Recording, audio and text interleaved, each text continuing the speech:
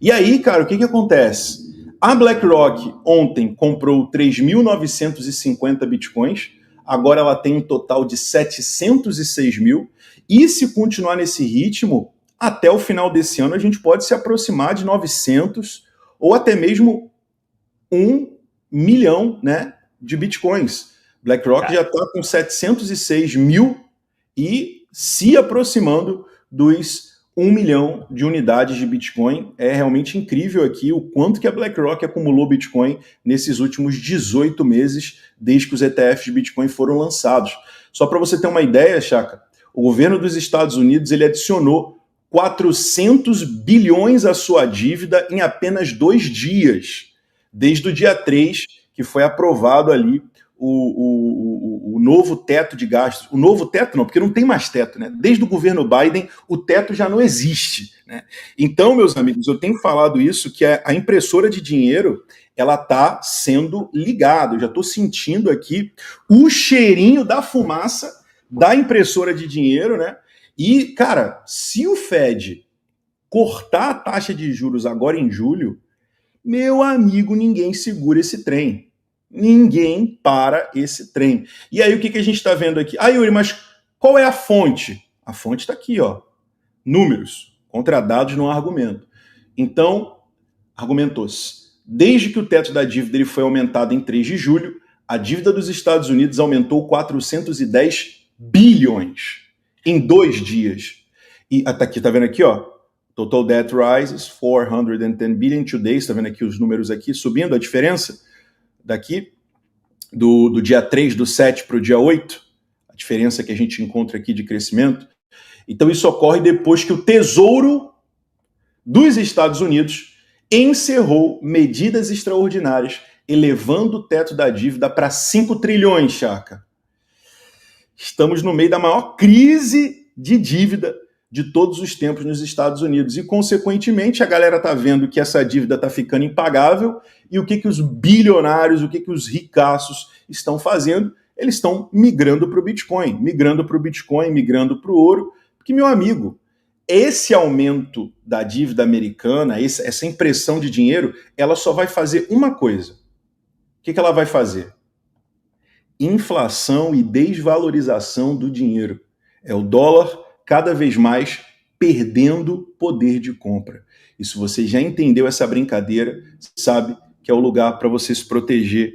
Não é o dólar. O dólar, ele não existe. O dólar, ele é uma moeda imaginária, né? Desde que a gente saiu do gold standard, do padrão ouro, eles imprimem dólar quando eles quiserem, né? Eles criam dólar do imaginário, do nada, né?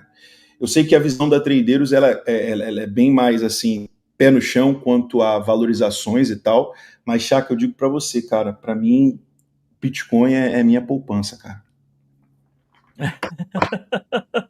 Não, para mim também, pai, sempre foi, sempre não, mas desde que existiu, desde que eu conheci. Mas eu tô nesse mesmo barco, né? Ontem a gente estava falando um pouco sobre essa questão da taxa aqui do Brasil e a guerra comercial, a guerra tarifária com os Estados Unidos, não sei se você vai falar sobre isso. Uhum. E uma das coisas que a gente meio que chegou a uma conclusão é que eu, pessoalmente, eu não sou, se eu fosse escolher um lado, eu seria de direita, né? Por causa do capitalismo, né? A essência capitalista. Mas eu não sou de nenhum lado. Porque tanto o governo de direita quanto de esquerda tende a fracassar porque o sistema está corrompido, né? Que hoje em dia virou um sistema não de serviço ao público, mas de serviço a eles próprios. Serviço de manutenção do poder. Então, hoje em dia, eu acredito que a instituição estatal, né, INSS, Previdência, o serviço público, vai colapsar. Vai ter uma hora que não vai ter como pagar isso. E aí vai ter o famoso calote mesmo. Claro que eles vão continuar imprimindo, mas vai ter uma hora que já não vai ter mais nenhum tipo de lastro e confiança, como existiu na Venezuela, como existiu na Argentina. E aí a hiperinflação vai atingir a gente novamente.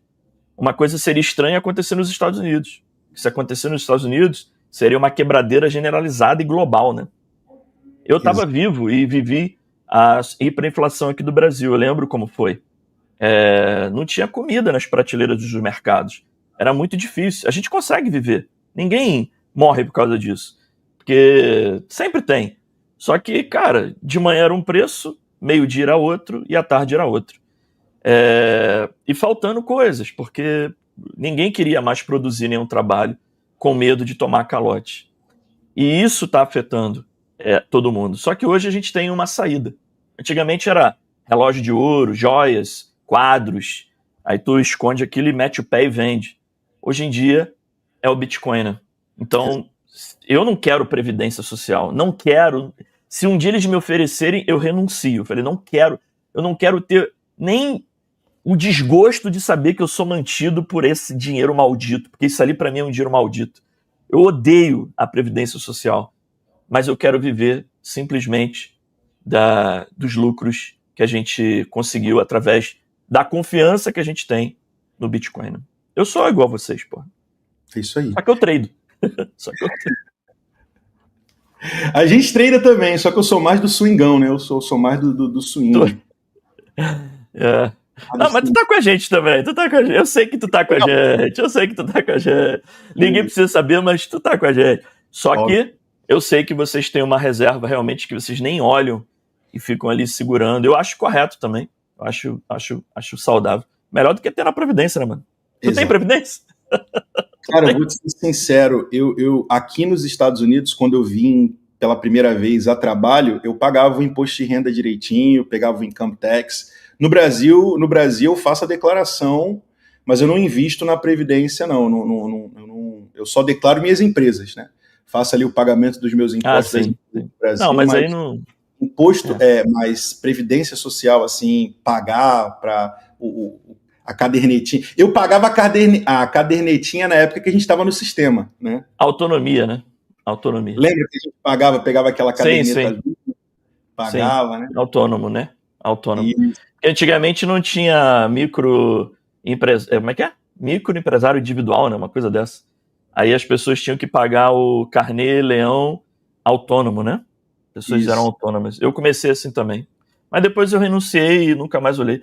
E só para eu me desculpar aqui, que eu falei que é um dinheiro maldito, mas é que às vezes eu falo coisas muito... Eu aumento muito a minha... Eu fico eufemista demais.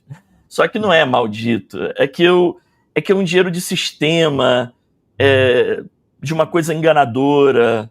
Você junta, quando vai receber é um pouquinho que você entra até em depressão. É mais por isso, mas não é um dinheiro maldito. Me desculpe aí, o Bruno aí botou até em capital letters ali. E aí, cara, o que acontece? De janeiro, né? Dia 17 de janeiro, se a gente olhar aqui, janeiro de 2017, 16, 17 para cá, a dívida, né, nesses últimos anos, de 2016 até o presente momento, ela subiu de forma assustadora. Só para você ter uma ideia, né, que esses últimos anos a gente teve um crescimento que não era visto em muito tempo. E aí, agora, a gente está vendo o Tesouro ele aplicar, né, essa medida extraordinária para tentar conservar o caixa, né? Então, na semana passada, o Big Beautiful Bill, o One Big Beautiful Bill, né, o BBB, do presidente Trump, ela foi sancionada. A gente falou muito sobre isso aqui na semana passada. E isso levou o teto da dívida para 36 trilhões, de 36 trilhões para 41,1 trilhões, que é onde nós iremos chegar muito em breve, meus amigos. E aí o que acontece, Chaka? O Trump, ele deu a call. Quando a gente bateu 74 mil dólares no Bitcoin, que foi naquele fundo de abril, o Trump foi lá e ele falou: agora é um ótimo momento para comprar o fundo. Titio Trump sabe das coisas. Titio Trump deu a call, né? É por isso que eu sempre sou inclinado a acreditar em manipulações, né? Principalmente, claro, né? A gente não vai entrar naquele ponto da teoria da conspiração, do macaquinho batendo prato, mas, cara, eu acredito veementemente em manipulações.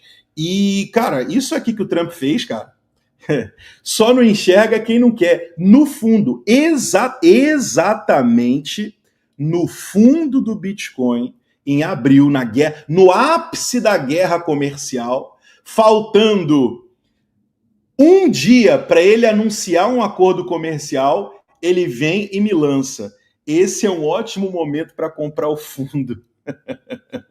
E de lá para cá, olha a trolha que entrou, meus amigos. Extraordinário o Bitcoin, ele segue subindo. Aí como o Thomas Ferrer falou, né? Literalmente o Trump, ele chamou o fundo, né? Ele cravou o fundo do mercado, como se